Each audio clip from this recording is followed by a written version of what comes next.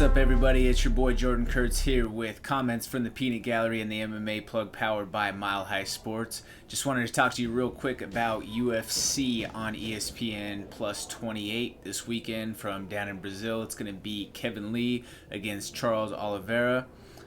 I can't wait for this matchup. This matchup is absolutely one of those ones that I've been excited for ever since the announcement. Bronx, Oliveira, he is one of the most under the radar, underrated guys in the entire division, in my opinion. He's riding on a huge winning streak right now. He's got some of the most submission finishes in the entire history of the UFC, except the last two fights he's gotten it done with his hands, so that leads me to believe that he's done a lot of work just to become a more well-rounded mixed martial artist.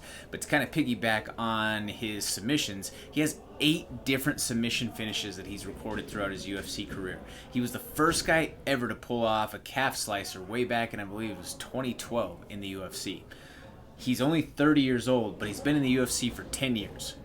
He has upwards of close to like 25 fights in the UFC alone, which that's phenomenal. That's incredible. That's more than a lot of guys have in their entire careers, and he's done it all on the big stage.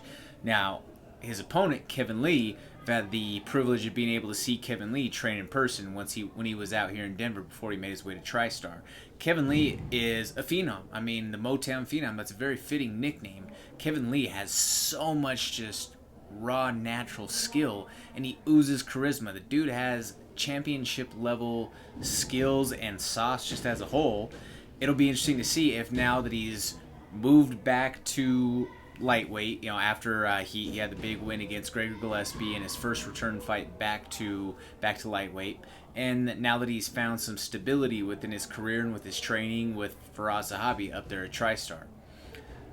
I think that depending on how this shakes up, we could potentially see one of these guys, not to say that they're in line for a title shot by any means. I don't believe that that's the case.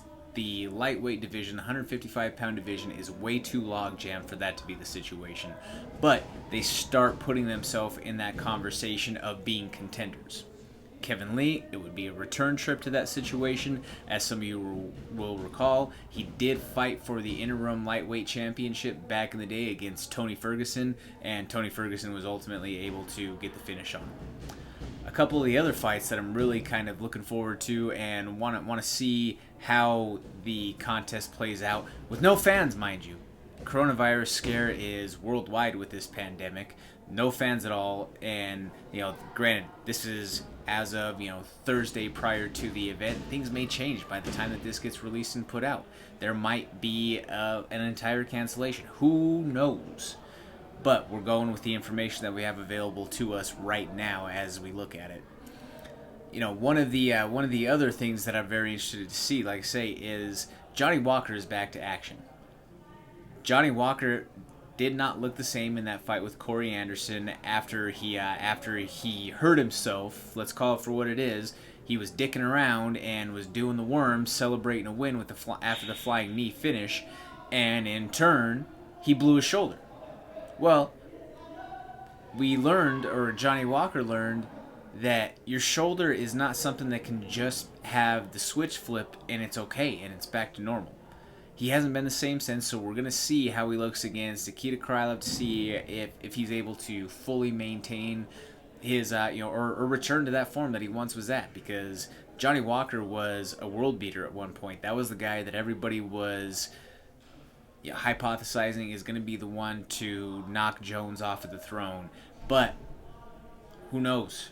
At this point, I really don't know what he still has, because he didn't show us that same level of explosiveness or that level of just invincibility the way that he had shown in a few previous fights. Like, he made Khalil Roundtree look like a little boy when he had him in that clinch. He just completely ragdolled him, and we'll see if he's back to form there. We have for Miga taking on Brandon Moreno, which I think that's an exciting matchup. For Miga, he has a win over Davison Figueiredo, who just knocked out Joe Benavidez, but he also lost to Benavidez. So, MMA math. In some women's action, as far as this card goes, we have Randa Marcos stepping in for the injured Paige Van Zandt against Amanda Ribas. That's going to be one that I think the fans will enjoy overall. Not necessarily the biggest name in the world for either one of them at this point. Randa Marcos has basically traded wins for losses ever since she's been in the UFC. Wins one, loses one, but a game competitor every single time that she steps into the cage. And Hebus, she only has one loss on her entire professional career. And that was to Polyana Viana, and that was before they were in the UFC. She's been undefeated ever since she's been in the promotion. And the curtain puller of the night, one that I'm, for reasons that you may be able to figure out on your own, very excited to see, is Veronica, Macedo and Alecky. I like this fight for a couple of reasons. You see a shift in the divisions for each of these ladies that we'll see if that's sustainable long term. Veronica has fought at both flyweight as well as bantamweight, so we'll see if bantamweight is where she stays long term. Alecky, she started off as a featherweight and was on the Ultimate Fighter 28 heavy hitters, and has now since converted to bantamweight. So again, interesting to see how the weight cut plays out for these ladies and what we're looking at there in the long term, because I do believe that you'll see a considerable size difference once they stand side to side in the cage on Saturday night. This is going to be the first time that we're seeing something with no fans. There's going to be events in the future that are going to look like this just based off of this coronavirus pandemic scare. What do you guys think? What do we miss? What do we get right? How do you see this event going down? Let us know in the comments. As always, please like, share, subscribe, do everything along those lines. Every call to action possible that we could be giving you right now.